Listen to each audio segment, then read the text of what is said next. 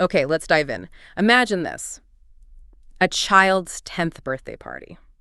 Backyard, balloons, kids laughing, just pure joy. Sounds lovely. A perfect day. Right. But then picture that scene just shattering, turning into this absolutely terrifying medical emergency. Oh, wow. And the trigger, a gift from grandma. A gift. That's quite a hook. It really sets the scene for something intense, that sudden shift from celebration to pure crisis. Exactly. And that moment, that horrifying moment, is really the jumping off point for our deep dive today. We're exploring a story, one person's very personal account of a family conflict that revolves around a really serious medical condition. And some deeply held and, frankly, dangerous beliefs clashing with that reality. Absolutely. And we need to be clear, our whole focus here is on understanding this one individual's perspective. Right. It's all based on their public sharing, specifically a YouTube video transcript. Precisely.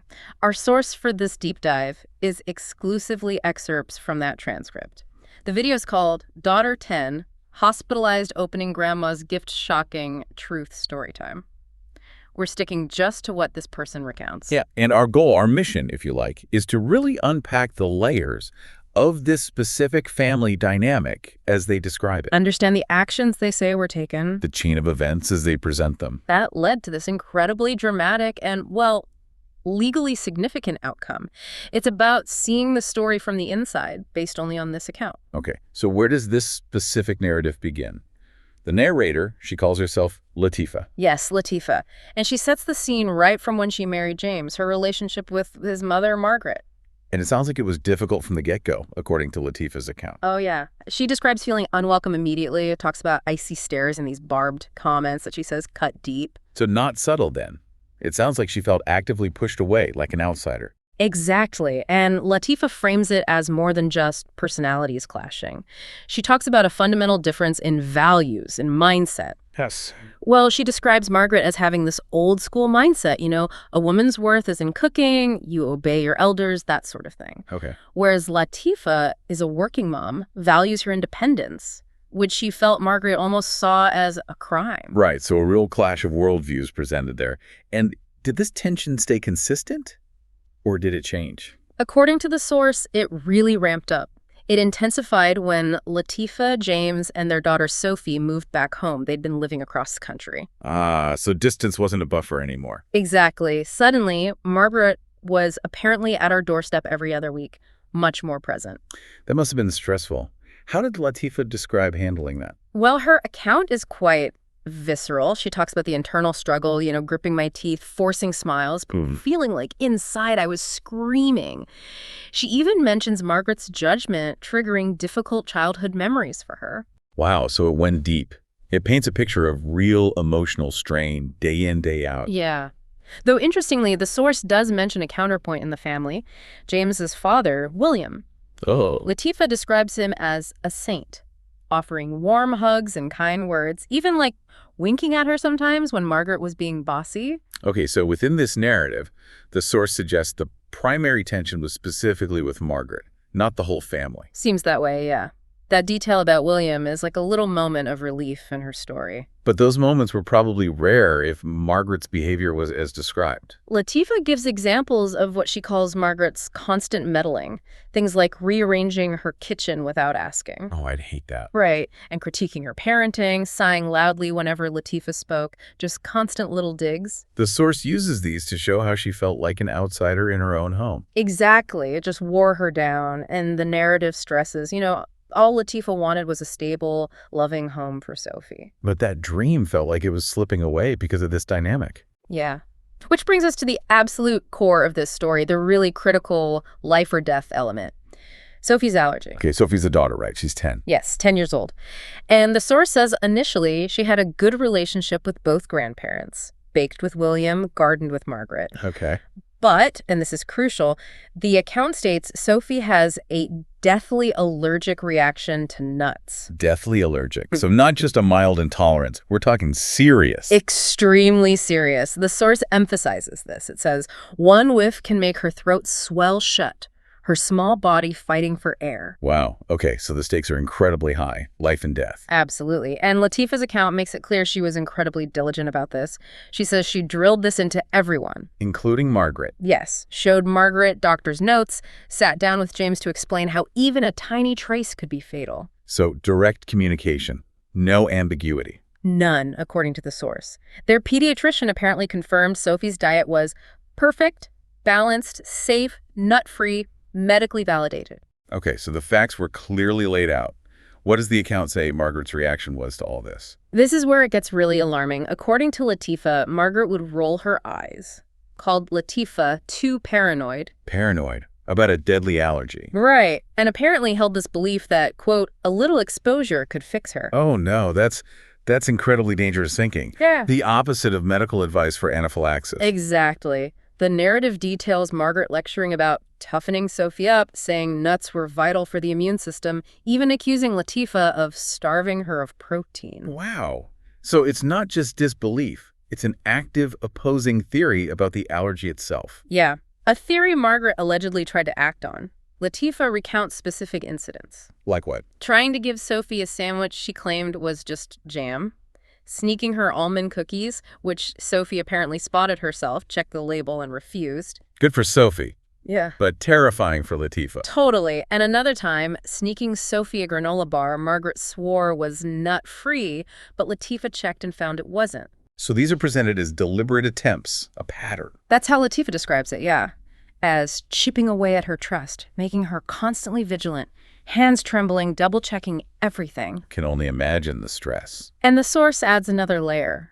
Margaret allegedly calling Latifah controlling for packing Sophie's meals in locked containers. For trying to keep her child safe. Yes, and doing it in front of Sophie, trying to plant doubts in the child's mind about her own mother's care. It's just awful, undermining her like that. Latifah describes this deep fear, constantly picturing Sophie gasping for breath, and realizing that Margaret's beliefs weren't just odd, they were deadly. A chilling realization. Which leads to the question, where was James, the husband and son, in all this, according to Latifah? She says she tried desperately to get him to see the danger, to stop Sophie being alone with Margaret. Did she confront him directly? Yes. She recounts pleading, "We can't let Sophie go to your mom's alone anymore," and saying point blank she's going to hurt her, James. I know it. She describes her heart pounding as she said it. That sounds like a direct appeal. How did he respond, according to her account? Not, well, from Latifah's perspective. She describes him sighing, calling his mother's actions just quirks. Quirks, trying to give nuts to a deathly allergic child. That's what Latifah reports him saying, believing she wouldn't do anything stupid, suggesting his dad, William, would keep an eye on things. Relying on William again. And dismissing Latifah's fear, her fear based on multiple incidents, as just a hunch. Oof. A hunch. That must have felt like. A betrayal is how she describes it in the source. Feeling his loyalty to his mom was blinding him. Yeah. And this grim feeling that she might be fighting this battle on my own, completely isolated, even within her marriage. Which just sets the stage for the crisis point, doesn't it? The 10th birthday party. It does. The source paints this picture, backyard, balloons, music, happy kids, Sophie beaming pure joy. Highlighting the contrast with what's coming. Exactly. Then Margaret arrives, large gift box, wrapped up. Okay. And she insists Sophie open it immediately, right then and there. That insistence feels significant, given the backstory. Latifah says she felt a chill down my spine, a warning bell going off in her gut. But what could she do? Right. So what was the gift? It was a cake. A beautiful cake, apparently, with Sophie's name on it. A cake. Okay. Maybe. Maybe it was fine. Latifah describes a fleeting moment of relief, thinking maybe she'd misjudged, but then... Then Sophie took a bite. Yes, and the source describes it happening incredibly fast. Sophie gasps. Her face goes pale. She sways, clutches her throat, Oh my God. and collapses onto the grass. Collapses. It's described as pure chaos. Latifah screaming Sophie's name, dropping to her knees, scrambling for the EpiPen. Thank goodness she had it ready. Administering the shot into Sophie's thigh, James dialing 911, his voice shaking, just frantic action. Unimaginable terror. And in that blur, Latifah says she looked down at the cake crumbs near Sophie and saw them, flecks of nuts. Oh no. Her worst fear confirmed. Instantly confirmed. She describes feeling raw, blinding panic mixed with this wave of fury, the immediate, sickening realization Margaret did this. Deliberately, in her view. Yes. The source says Latifah felt her daughter was fighting for her life because of her grandmother's reckless arrogance. So the ambulance comes, they get to the hospital. What happens then, according to the account? The source describes the hospital scene. Sophie unconscious, hooked up to machines, the beeping monitors, the sterile smell. Awful. Latifah mentions feeling physically sick, James holding her hand, just waiting. Tense, terrified waiting. And Margaret, was she there? Yes, in the waiting room. And Latifah recounts confronting her, walking straight up to her and demanding, "What was in that cake?" And Margaret's response? According to Latifah, chillingly casual, a shrug, just a regular cake. Telling Latifah, "You're making a fuss over nothing." Nothing. Her granddaughter's unconscious. And then, repeating her beliefs, "A little exposure builds strength. I was helping her." Hoping her. Latifah says Margaret seemed unfazed, that her nonchalance felt like a slap in the face. Unbelievable denial, if that's how it happened. Latifah needed absolute proof, though. She says she went to the hospital cafeteria where someone had brought the leftover cake. Okay. She inspected it closely and found them. Chunks of walnut scattered through the frosting. There it was. Undeniable. Her worst fear stared back at her, confirming in her mind that Margaret had done this on purpose. So she goes back to the waiting room. Yes. Trembling, she says, and confronts her again. "You knew Sophie's allergic. You could have killed her." And Margaret's reaction this time, still defiant. The account says she scoffed again, just doubled down on her dangerous beliefs. But what about James? Did he react this time? This seems to be the turning point for him, according to Latifah's narrative. He finally speaks up against his mother. What did he say? Just, "Mom, how could you?" Latifah describes it as the moment he finally saw his mother for what she was. Finally broke through the denial, perhaps. That's how she frames it. Then the doctor comes with an update. Good news, hopefully. Yes and no. Sophie would pull through, thankfully, but she needed days of observation. The danger wasn't entirely over. Relief, but still fear. Exactly. Latifah describes this mix of relief and grief and making a vow right then to never let Margaret near Sophie again. Protecting her daughter became everything. A fierce protective instinct kicking in. So Sophie's stable, but what happens next? What are the consequences described in the source? Well, the narrative picks up back at their house. The birthday decorations are still up, this sort of eerie reminder. Yeah. And Margaret is there, sitting in the living room, sipping tea like nothing had happened. Oh, wow.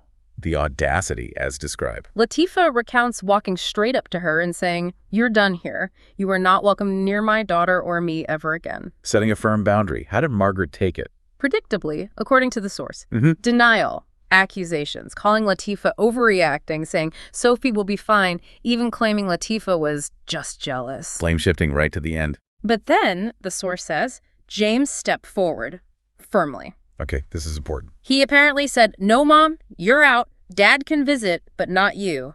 A clear line drawn by him. And William. The father. He backed James up immediately, told Margaret, "You went too far. I can't defend this." Even friends who were there reportedly murmured agreement. So a united friend against her actions. Yes. And Latifah describes Margaret's reaction to that unity.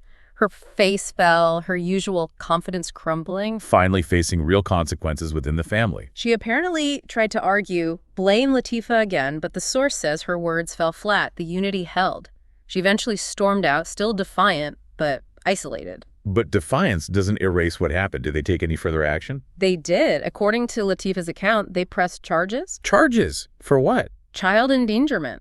Latifah specifies it was a felony in their state for knowingly exposing a minor to a life-threatening allergen. Wow.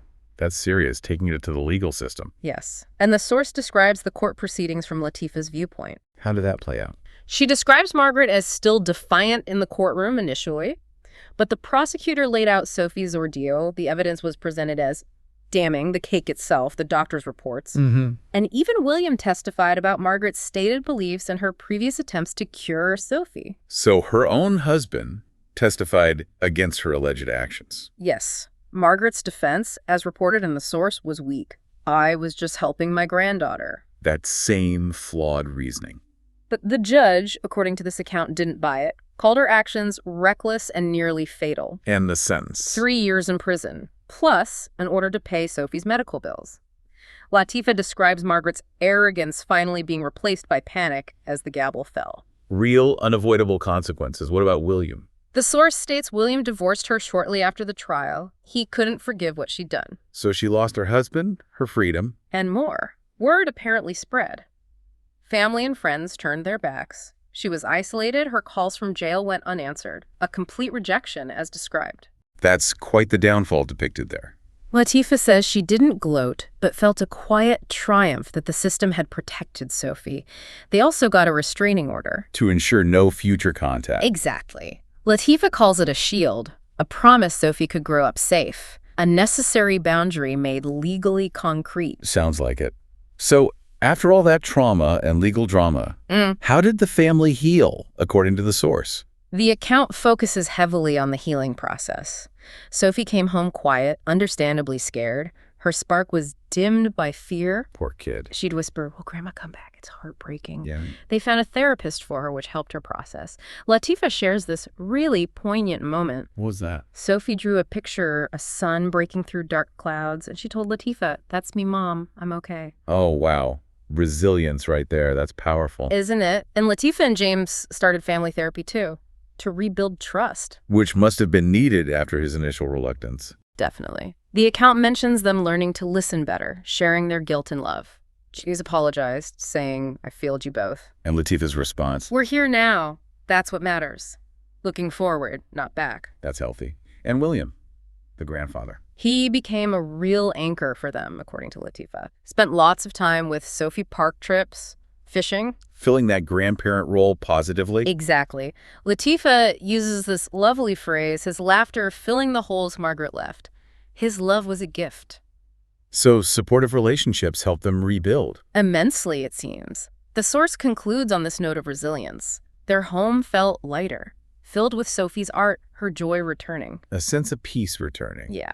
Latifah describes Sophie's 11th birthday. Blowing out candles, James and William cheering, feeling whole again. After everything they went through. They faced something truly terrible, and this account suggests they came out the other side stronger, their family bond unbreakable. It's quite a journey described in that source, from navigating that really toxic family dynamic and those dangerous beliefs. Through the medical crisis, the legal fight. To finding a way to heal and feel safe again. It really touches on some intense aspects of human relationships pushed to the absolute limit. It really does. Yeah. And it serves as such a stark example, at least as presented here, of how vital firm boundaries are. Absolutely. And the potentially devastating cost when deeply held beliefs, no matter how sincere, clash with medical reality, especially a child's safety. And also the resilience needed to rebuild trust and find safety after such a profound trauma within a family. This particular story, this account, really makes you think, what happens when someone's personal conviction, their truth, directly threatens another person's life? Especially a child's life, yeah. And how much courage does it actually take to draw that final, absolute line for safety, even if it means severing the closest family ties? A heavy question to ponder. It really is. And taking a deep dive into source material like this, even focusing on one very intense personal narrative, gives you such a unique window into those complex human dynamics.